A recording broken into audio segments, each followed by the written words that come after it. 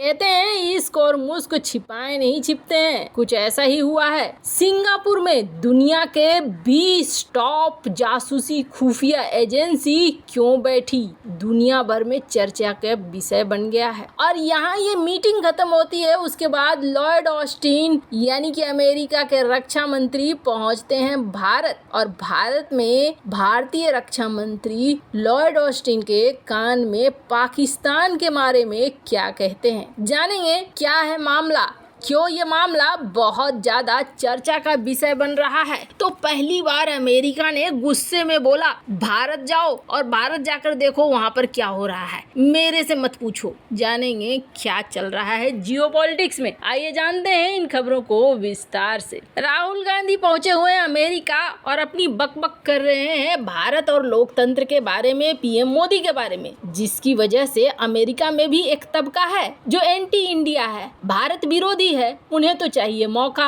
उन्होंने सवाल कर दिया कि भारत में लोकतंत्र जिंदा विंदा है। पेंटागन के प्रवक्ता से ये सवाल किया गया है, तुम्हें कुछ समझ में आ रहा है भारतीय लोकतंत्र का स्वास्थ्य कैसा है, जिंदा है कि नहीं जिंदा है। प्रधानमंत्री नरेंद्र मोदी के नेतृत्व में लोकतंत्र की सेहत खराब हो गई है, जिसके बाद अमेरिका ने जवाब दिया जो ये जोरदार थप्पड़ है कम से कम पप्पू के चेहरे पर तो जरूर। व्हाइट हाउस ने सोमवार को कहा भारत एक जीवंत लोकतंत्र है, यानी जीता जागता, जो कोई भी नई दिल्ली जाता है वो इसे खुद देख सकता है। व्हाइट हाउस में राष्ट्रीय सुरक्षा परिषद में रणनीतिक संचालक हैं जॉन किर्बी, जिन्होंने जोर दे के बोला कि अमेरिकी प्रशासन कभी भी चिंताओं को व्यक्त करने में नहीं कतराता है अगर दुनिया भर में कहीं भी कुछ होता है तो। लेकिन जहां तक सवाल उठता है भारत का, तो आपको अगर ऐसा लग रहा है कि पीएम मोदी के शासनकाल में कुछ गड़बड़ हो रही है तो भारत जाइए,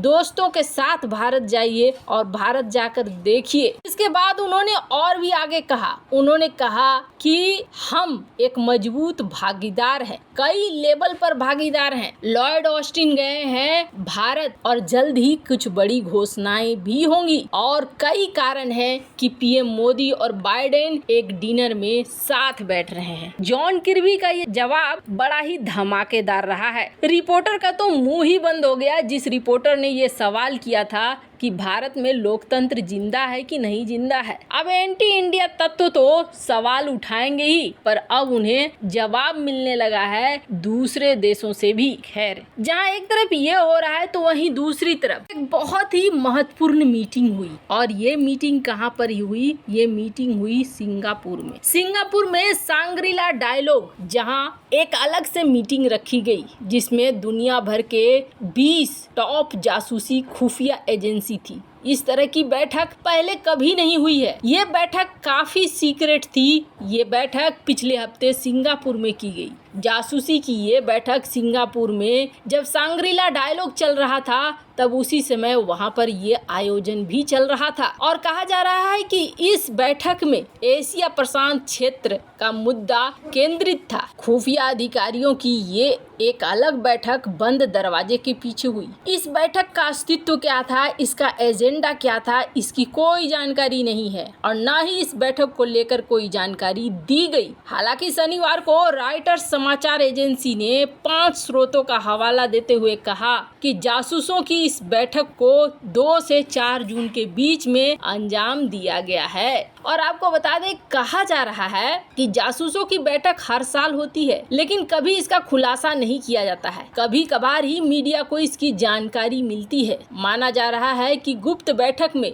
संयुक्त राज्य अमेरिका, चीन, भारत देशों के लगभग 2 दर्जन प्रमुख खुफिया एजेंसी के प्रतिनिधि शामिल हुए थे। एनडीटीवी की एक रिपोर्ट में ये कहा गया कि भारत की खुफिया जानकारी एकत्र करने वाली agency research and analysis wing raw के प्रमुख भी इस बैठक में थे। खैर, रॉयटर्स ने इतना ज्यादा डिटेल नहीं दिया जितना ज्यादा डिटेल एनडीटीवी ने दे दिया हो, पर यह खुफिया बैठक बहुत ही महत्वपूर्ण माना जा रहा है। कहा जा रहा है कि इस बैठक में एक ही चीज थी, और वो नहीं थी कि रूस का कोई भी प्रतिनिधि इस बैठक में मौजूद नहीं था। तो कहा जाता है कि इंडो पैसिफिक से लेकर रूस एक केंद्र हुआ होगा। खैर, जहाँ ये जासूसी बैठकें हो रही हैं, तो वहीं दूसरी तरफ भारत भारत पहुंचे हुए हैं अमेरिका के रक्षा मंत्री लॉयड ऑस्टिन। लॉयड ऑस्टिन यहाँ जब पहुंचे हुए हैं तो इनका स्वागत बड़े ही अच्छे तरीके से किया गया, हाथ में हाथी थमा दिया गया। इसके अलावा जो भी औपचारिकताएं हैं सारा कुछ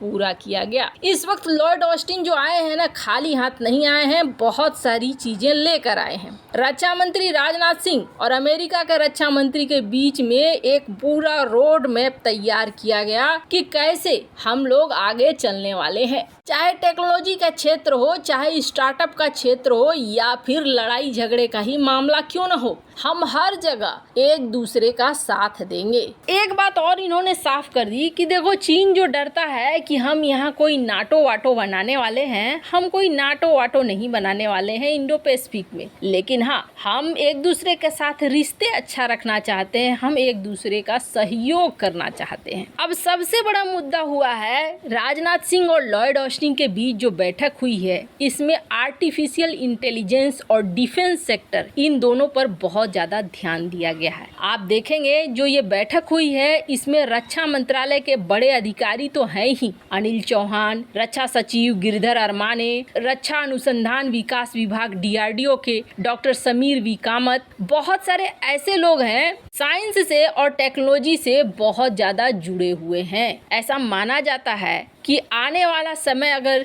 युद्ध का होगा तो वो होगा AI वाले युद्ध का, यानी आर्टिफिशियल इंटेलिजेंस का। अगर चाइना को जगह पे लाना है तो इस क्षेत्र में इन देशों को आपस में मिलकर मजबूत साझेदारी दिखलानी होगी। खैर, अब यहाँ पर एक क्षण ऐसा भी आया जहाँ पर पाकिस्तान को लेकर चर्चा शुरू हो गई। पाकिस्तान की स्थिति क्या है वैसे तो सबको पता है, लेकिन एक चीज है जो अमेरिका पर जल्दी भरोसा नहीं होता है, क्योंकि अमेरिका ने ना पाकिस्तान की मदद करने के लिए ना एड़ी चोटी का जोर लगा दिया था। वो इतिहास उलट कर देखेंगे तो आज की अमेरिका पर आपको बहुत गुस्सा आएगा। लेकिन कहते हैं राजनीति कूटनीति वर्तमान पर चलती है, भूत पर नहीं चलती है। वर्तमान और भविष्य ये दो चीजें होती है, और जियोपॉलिटिक्स में न तो दोस्त होता है और न ही दुश्मन होता है। हाल फिलहाल में हमने देखा था बाइडेन ने F-16 को लेकर भी ऐलान कर दिया था, कुछ पैकेज भी पाकिस्तान को ऐलान कर दिया था। हालांकि इस तरीके के ऐलान रूस और अमेरिका तब करते हैं जब भारत को काउंटर करना होता है। अब भारत ने इस मामले में अमेरिका के लॉयड ऑस्टिन यानी रक्षा मंत्री को कहा है कि जब आप हथियारों की बिक्री करते हैं पाकिस्तान को, जरा सोच समझ कर किया कीजिए। इसलिए सोच समझ कर किया कीजिए क्योंकि पाकिस्तान एक भरोसे वाला देश नहीं है। खैर, इन सब मामले में आपकी क्या राय है, कमेंट कर जरूर बताएं। जल्द मिलते हैं अगले वीडियो में नई खबर के साथ।